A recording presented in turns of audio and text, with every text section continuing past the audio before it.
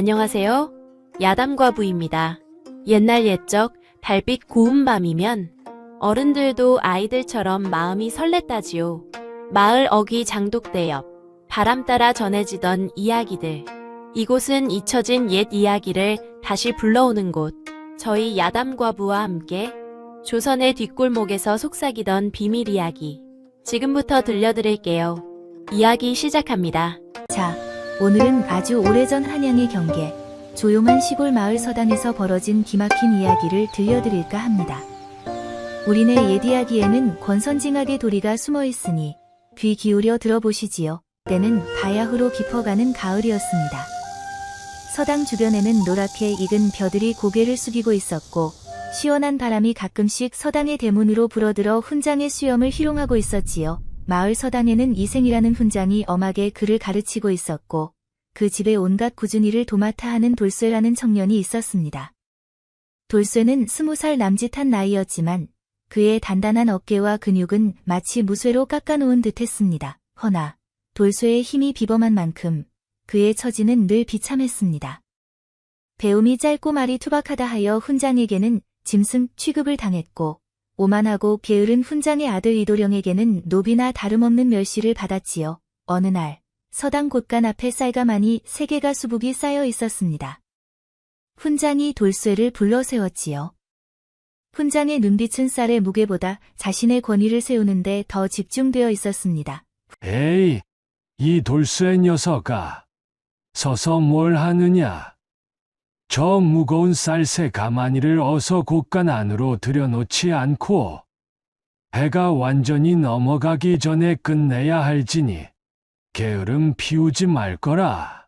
아이고, 훈장 나으리, 뭘 그리 걱정하십니까? 이 정도는 식은 죽 먹기나 진배없지유. 자, 보시라니께유. 훈장이 늘 그랬듯 혀를 차며 잔소리를 하려던 순간이었습니다. 돌쇠는 두 가마니를 양팔로 움켜쥐더니 번쩍 들어 어깨에 걸치고도 땀 한 방울 흘리지 않았습니다. 나머지 한 가마니는 손가락 2개로 가볍게 밀고 들어가는 것이었습니다. 허허, 나으리, 이놈 돌쇠의 어깨가 섭섭하다 하니 세 가마니를 한 번에 지고 갈 걸 그랬구먼유. 이 정도는 솜털이나 진배없지유. 쯔쯔! 내 이놈! 내 놈에게는 그저 짐승처럼 힘쓰는 팔자밖에는 없구나! 어서 그 흉측한 근육이나 흔들며 곳간으로 들여놓으렸다! 내가 아무리 힘이 세다 한들 글 한자 모르는 무지렁이가 어디 감히 이 선비의 아들 곁에 서려 하느냐! 훈장의 매서운 말에 돌쇠는 고개를 숙이고 힘없이 곳간으로 들어갔습니다.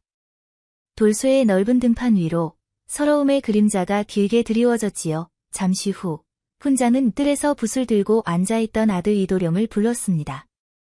이도령은 겉으로는 점잖은 척했으나 그의 속은 아버지처럼 신분상승의 야심으로 가득 차 있었습니다. 도령아, 너는 저 돌쇠 꼴을 보거라.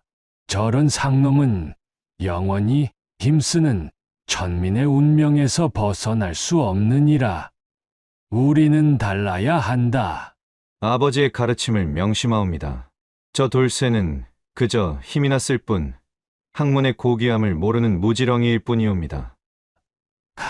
그래, 너는 반드시 권세 높은 정승 댁사위가 되어야 한다. 이 애비가 평생 글을 읽었으나 신분의 벽에 막혀 좌절했느니라. 너는 반드시 지체 높은 가문에 장가들어 이 가문을 일으켜 세워야 할지니 이것이 바로 벼슬길로 가는 가장 빠른 길이다. 소자가 아버지의 염원을 반드시 이루어 이 나라의 대신이 되겠나이다. 훈장 부자는 자신들의 탐욕스러운 야심을 채우기 위해 돌쇠의 비범한 힘과 선한 마음을 짓밟고 있었습니다. 그들이 모르는 것은 하늘의 도리는 이생과 이도령의 뜻대로 흘러가지 않는다는 사실이었지요. 그날 밤이었습니다. 밤늦도록 서당 뒷산에 올라 뗄나무를 했던 돌쇠는 무거운 나무짐을 지고 산길을 내려오고 있었습니다. 달빛이 구름에 가려져 사방이 컴컴했고 풀벌레 소리만이 요란했지요. 돌쇠가 강가의 외딴 숲을 지날 때였습니다. 저 멀리서 아주 작고도 애처로운 여인의 비명소리가 마치 얇은 유리 조각처럼 밤 공기를 갈랐습니다. 살려주시오. 제발. 돌쇠는 그 소리에 온몸에 피가 끓어오르는 것을 느꼈습니다. 누가 위험에 처했구나. 돌쇠는 그 자리에서 나무찜을 털썩 소리나게 내려놓고는 맹수처럼 소리가 들리는 곳으로 달려갔습니다. 강가에 도착하니 짐작했던 대로였습니다. 3명의 험상궂은 건달 패거리가 고운 비단 한복 차림의 아가씨 한 분을 둘러싸고 위협하고 있었습니다. 아가씨의 얼굴은 공포로 새하얗게 질려 있었지요. 하하, 내 인연, 어딜 감히 소리를 지르느냐. 내 아버지가 이 나라의 정승이라 한들, 이 깊은 밤에 누가 내 소리를 듣겠느냐. 네 이놈들! 당장 물러가지 못할까?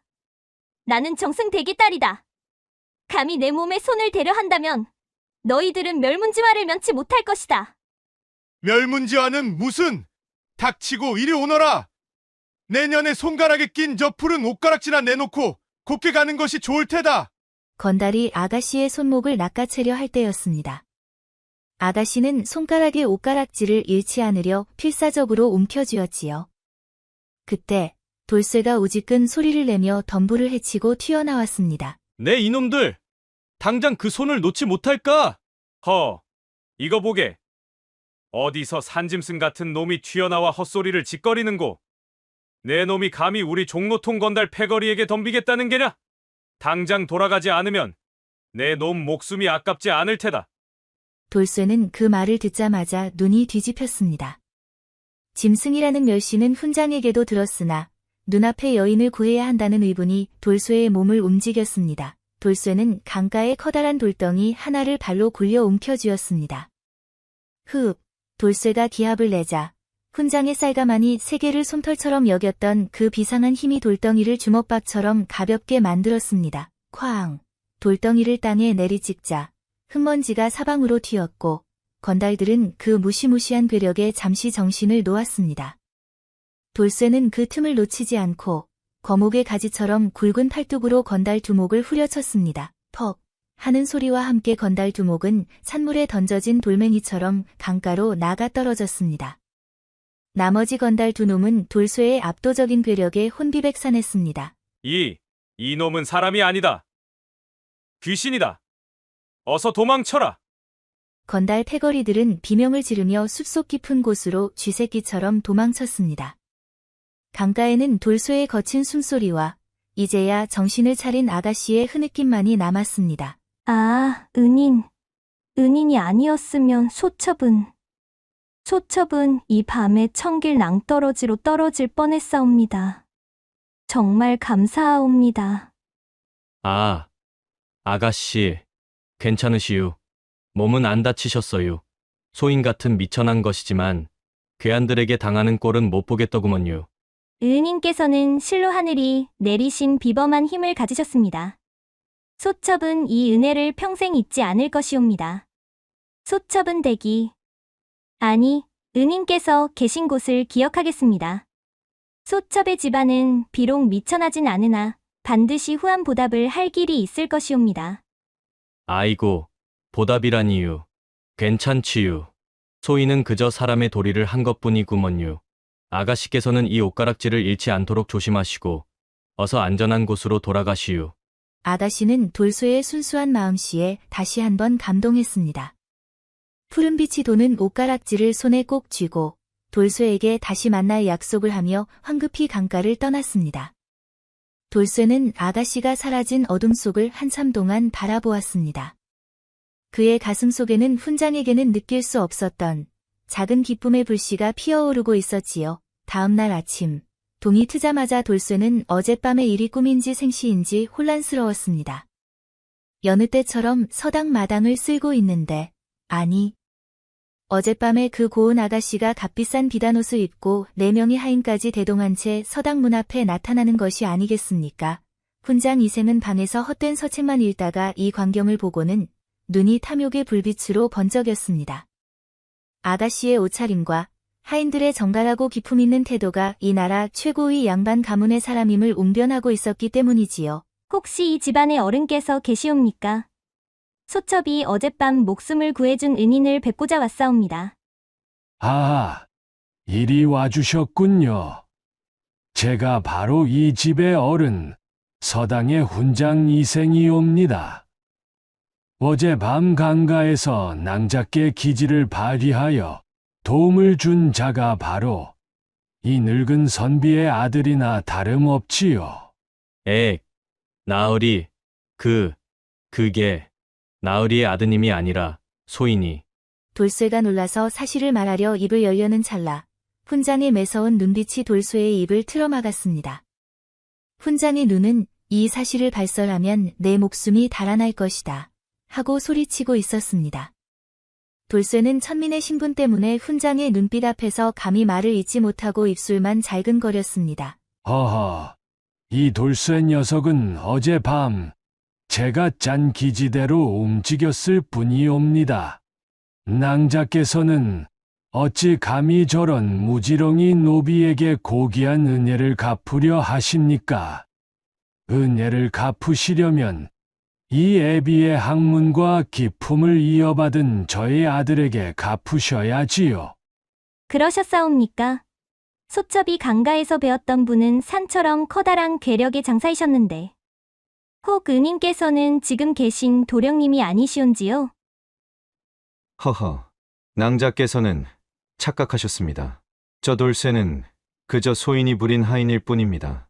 소인이 수년간 책에서 배운 지략으로 돌쇠에게 명을 내린 것이지요. 낭자께서는 미천한 하인을 은인으로 오해하실 뻔했군요. 아가씨는 곱게 자란 선비처럼 보이는 이도령과 남루한 옷차림의 돌쇠를 번갈아 보았습니다. 훈장 부자의 그럴듯한 말과 돌쇠의 낮은 신분은 아가씨의 의심을 차츰 거두게 만들었습니다. 이때 정경해 마님의 하인이 다가와 마님께 귀한 말을 했습니다. 마님, 날이 급하오니 더 늦기 전에 집안의 정체를 밝히는 것이 좋겠습니다. 아, 소첩이 경솔했사옵니다. 은인께서는 학문을 갖추신 도령님이셨군요. 소첩은 다름 아닌 이 나라 영의정 대감의 딸 정경애라 하옵니다. 영의정, 그 세 글자는 훈장 부자의 머리를 번개처럼 때렸습니다. 훈장은 숨이 넘어갈 듯 기뻐하며 속으로는 자신이 정승댁의 은인을 구했다는 사실에 만세를 부르고 있었습니다. 영의정 댁의 따님이라니요. 아, 참으로 고귀한 분이셨군요. 소인의 아들이 아가씨를 구한 것은 하늘이 내린 인연이었습니다. 은혜는 반드시 갚아야 할 것입니다. 도령님께서는 부디 소첩이 보답할 기회를 주시옵소서. 소첩이 돌아가 아버님께 말씀드리고 정식으로 예물을 보내겠습니다. 정경혜 아가씨는 훈장 부자에게 거듭 감사를 표하고 며칠 뒤 연락을 하겠다는 말을 남기고 찬란한 위세를 뽐내며 서당을 떠났습니다. 훈장의 얼굴에는 노골적인 탐욕과 만족이 가득했습니다. 정경혜 마님과 하인들이 시야에서 완전히 사라지자 훈장 이생은 방으로 들어와 문을 꽝 닫았습니다. 훈장의 얼굴에는 조금 전에 점잖은 미소는 온데간데없고 잔인한 분노와 살기만이 가득했습니다. 내 이놈, 돌쇠야! 감히 내 주제에 어디서 양반의 공을 가로채려 하였느냐? 내 놈의 그 더러운 입으로 어찌 감히 영의정 댁따님 앞에서 사실을 말하려 했느냐? 나으리, 소인은 그저 어젯밤 사실대로 그 아가씨를 구한 것은 소인이 아니옵니까? 닥치거라! 감히 내 더러운 입을 놀리느냐? 영의정 댁의 은혜는 이 가문을 일으킬 내 아들의 공이 되어야 한다. 너 같은 무지렁이 상놈이 감히 넘볼 수 있는 것이 아니다. 내 놈은 평생 흙이나 파는 팔자니라. 내 이놈!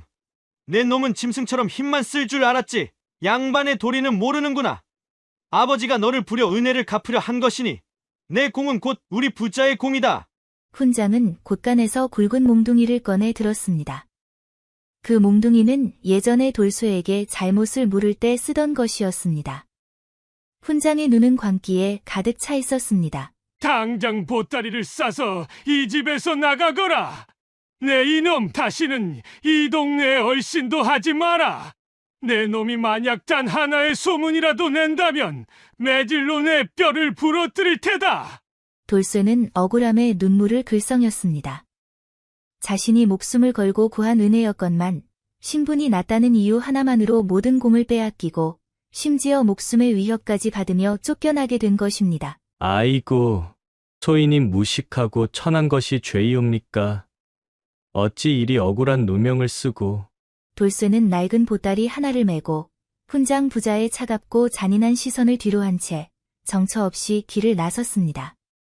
가을 찬바람이 돌쇠의 눈물 자국 위로 매섭게 불었습니다. 돌쇠는 서당 골목길을 벗어나 마을의 언덕길에 섰습니다. 뒤돌아본 서당은 평화롭고 고요했으나 돌쇠에게는 탐욕과 불의로 가득 찬 지옥처럼 느껴졌습니다. 그래, 무식하고 힘만 센 나 같은 상놈은 이리 당하고 살아야 하는 것인가?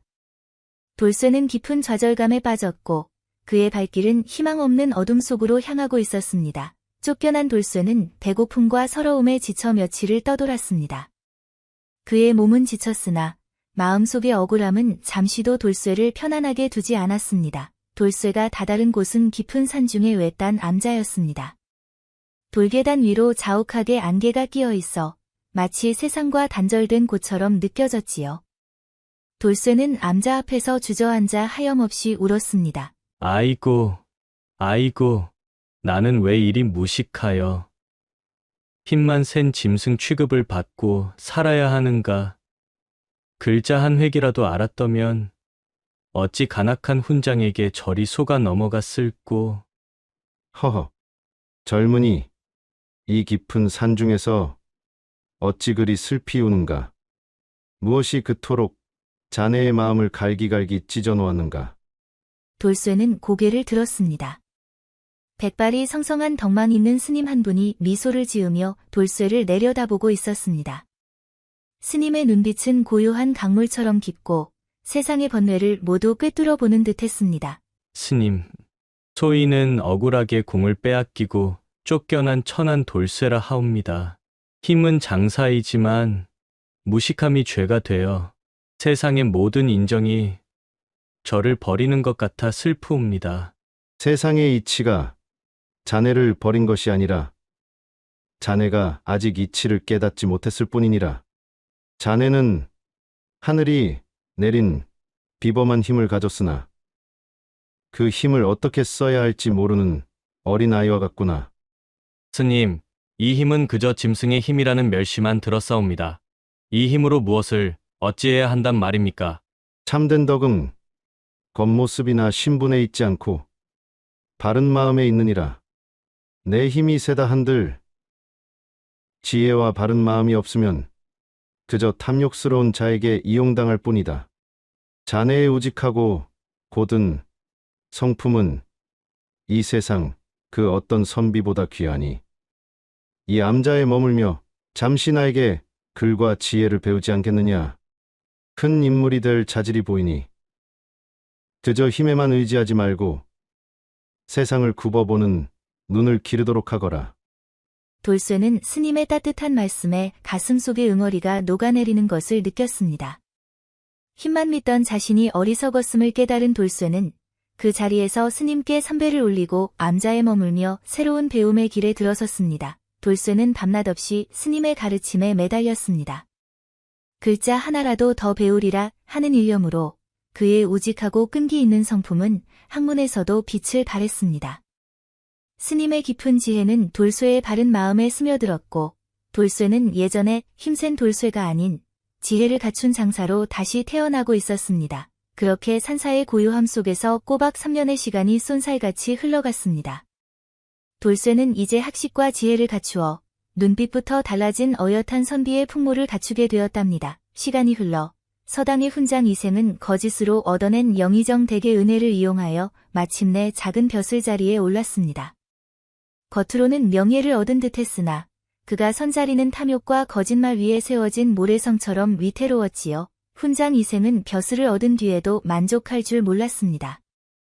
이제는 영의정의 딸 정경의 아가씨를 기어이 며느리로 삼아 권세를 더욱 굳건히 하려 했지요. 이제 내가 정경의 아가씨에게 정식으로 혼서를 넣을 때가 되었다. 내 놈은 정승 댁사위가 되어 이 나라의 대신이 되어야 한다. 저 천한 돌쇠 녀석 덕분에 우리 가문이 드디어 신분 상승을 이루는구나. 염려 놓으십시오. 아버지, 정승댁 딸이라 한들 이 나라의 벼슬아치 가문을 거절하진 못할 것입니다. 하지만 하늘의 도리는 그들을 비웃었습니다. 훈장 이생이 벼슬길에 오르는 과정에서 저지른 각종 비리와 백성들의 재물을 탐한 일이 조정의 암행어사에게 발각되기 시작했습니다. 게다가 영의정 댁의 딸 정경의 아가씨는 이미 왕의 총애를 받는 다른 집안의 며느리가 되어 현명한 마님으로 이름을 떨치고 있었습니다. 훈장 부자는 헛된 망상에 사로잡혀 있었던 것이지요. 얼마 지나지 않아 훈장 이생은 부정부패의 죄가 드러나 모든 벼슬과 재산을 몰수당하고 차가운 감옥에 갇히는 신세가 되었습니다. 아들 이도령 역시 아버지의 죄에 연루되어 비참하게 내쳐졌습니다. 아니, 이럴 수가. 내가 어찌 이리 한순간에 억울하도다. 저 천한 돌쇠 때문에. 자신이 멸시했던 돌쇠의 목까지 탐하려 했던 탐욕의 대가는 이토록 혹독했습니다. 훈장 부자가 비참하게 몰락할 무렵 나라는 큰 풍파를 겪고 있었습니다. 3년째 이어진 흉년으로 백성들의 굶주림이 극에 달했고 설상가상으로 알 수 없는 역병이 돌기 시작했습니다. 조정 대신들은 이 난국을 해결하지 못하고 서로 책임만 회피하고 있었습니다. 전하, 역병은 이미 도성안까지 퍼져 싸웁니다. 의원들도 속수무책이고 백성들의 울음소리가 궁궐 담장까지 들리는 듯하옵니다. 이때 왕의 총애를 받는 집안의 현명한 마님으로 알려진 정경혜 마님이 이 소식을 듣고 깊은 고민에 빠졌습니다. 이 난국을 해결할 자는 간악한 훈장 이생의 아들이 아닙니다. 강한 힘과 백성을 생각하는 우직한 마음, 그리고 바른 지혜를 모두 갖춘 인물이어야 합니다. 정경혜 마님은 문득 3년 전 강가에서 자신을 구해준 비범한 힘의 장사를 떠올렸습니다. 그리고 훈장 부자의 거짓말에 가려져 있던 진실의 조각이 마침내 마님의 머릿속에서 맞춰지기 시작했습니다. 그래, 그 힘은 돌쇠라는 청년의 것이었다. 그가 진정한 은인이었다. 옷가락질을 잃지 말라던 그의 순수한 마음을 내가 어찌 잊을 수 있겠는가.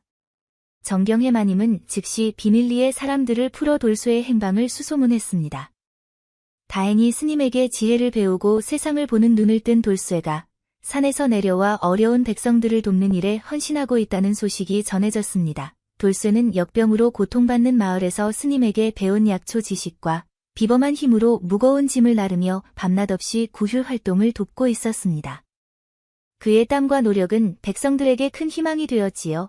마님을 모시고 온 하인들은 돌쇠에게 정경혜 마님께 가자는 명을 전했습니다. 돌쇠는 자신의 억울함이 마침내 풀릴 때가 왔음을 직감했습니다. 정경혜 마님은 자신이 머물고 있는 별채에서 돌쇠를 만났습니다. 수년 만의 재회였습니다. 마님은 돌쇠를 보자마자 자리에서 벌떡 일어섰습니다. 마님의 눈에는 회한과 감사의 눈물이 그렁그렁 맺혀 있었습니다. 아, 돌쇠 나으리. 정말 나으리셨군요. 강가에서 저를 구해준 은인. 제가 어찌 나으리의 얼굴을 잊겠습니까? 마님, 아니, 아가씨, 소인 같은 천한 것을. 이제는 지혜를 얻어 미천하지 않습니다만 어찌 감히 마님께서 소인에게 이리 대하십니까? 아닙니다. 제가 훈장 이생의 간악한 거짓말에 속아 나으리께 크나큰 죄를 지었사옵니다. 두디 이 소첩의 어리석음을 용서하여 주시옵소서. 이 푸른 옷가락질을 보십시오. 이것이 바로 나으리와 소첩의 은혜의 증표요입니다. 나으리께서 두 가마니를 솜털처럼 지시던 그 장사라는 것을 어찌 제가 몰라보겠습니까? 돌쇠는 마님의 진심 어린 사과에 오랫동안 가슴에 맺혔던 응어리가 눈 녹듯 사라지는 것을 느꼈습니다. 그는 조용히 고개를 숙여 마님의 진심을 받았습니다. 마님, 아닙니다. 소인은 그저 마님께서 진실을 알아주신 것만으로도 감사할 따름이옵니다. 소인은 이제 힘뿐 아니라 스님의 가르침으로 세상을 알고 있사옵니다. 아닙니다. 지금 이 나라는 나으리 같은 분이 필요합니다. 나으리의 비범한 힘과 바른 지혜, 그리고 백성을 생각하는 우직한 마음이 있다면 반드시 이 난국을 헤쳐나갈 수 있을 것이옵니다. 정경해마님은 영의정인 아버지와 남편을 설득하여 돌쇠의 진정한 공과 능력을 임금께 아뢰었습니다. 영의정은 딸의 말을 듣고 과거의 실수를 통감하며 돌쇠의 인품과 능력을 왕에게 극구 추천했습니다. 왕은 돌쇠의 비범한 괴력 이 백성을 돕는 일에 쓰이고 있다는 사실과 훈장의 탐욕에 희생당할 뻔했다는 권선징악의 전말을 듣고 크게 감동했습니다. 결국 돌쇠는 왕의 특별명으로 파격적인 벼슬을 받게 되었고 마침내 나라를 이끄는 정승의 자리에 오르게 되었답니다. 힘센 돌쇠는 정승이 되어서도 초심을 잃지 않았습니다. 그는 천한 신분의 억울함을 뼈저리게 알았기에 백성들의 목소리에 귀 기울이며 이 나라를 태평성대로 이끌었습니다. 참된 덕은 거칠에나 신분에 있는 것이 아니라 우직한 마음과 바른 지혜에 있다는 것을 이 돌쇠 이야기가 우리에게 깊이 깨우쳐주고 있습니다. 탐욕으로 남의 공을 가로채려던 훈장 이생부자는 영원히 백성들의 손가락질을 받으며 비참하게 몰락했으니 이것이 바로 하늘의 도리인 것입니다. 자, 오늘의 이야기는 여기까지입니다. 다음에도 더 흥미롭고 교훈이 넘치는 이야기로 찾아뵙겠습니다. 부디 이 나라의 어르신들 늘 건강하십시오. 안녕히 계십시오.